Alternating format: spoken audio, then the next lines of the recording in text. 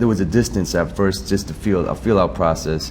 But there was a point that he came by the studio and looked at old photos, old video, and he looked at what we had on the wall. He felt our energy, that what we were bringing to it, that we grew up in hip hop. This wasn't something that we were coming from the outside in, and he felt a connection, a bond.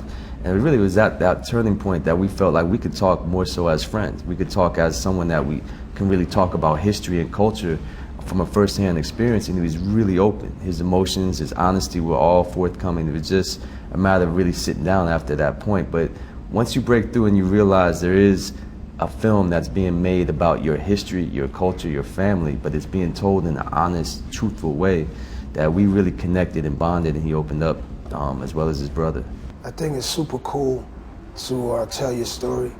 If you have a lot of story to tell, if you've been out there for a while, you know, people, I think people enjoy to hear somebody's story that's been out there. I tell it through music, you know, but people really enjoy to hear the truth behind the scenes, and I've always kind of told it like it was, you know, so here it is. You know, the timing was just right. When we first started, it was 10 years ago. It was a 10-year anniversary. And all we wanted to do was tell the story of the making of Illmatic. That was 10 years ago. Because at that time, it hadn't been done. And Illmatic was so overlooked. So you think about it, over the course of the time, you know, we interviewed a bunch of people. Our first interview was, early interview was with Oludara. And that changed everything. That changed our entire approach. We decided to make a story that was bigger than just the guy in the booth who's writing poetry, but the backstory that spanned generations that got him there. To me, I'm a New Yorker. And Tribeca Films is a New York thing. It's an international thing, but it's born here.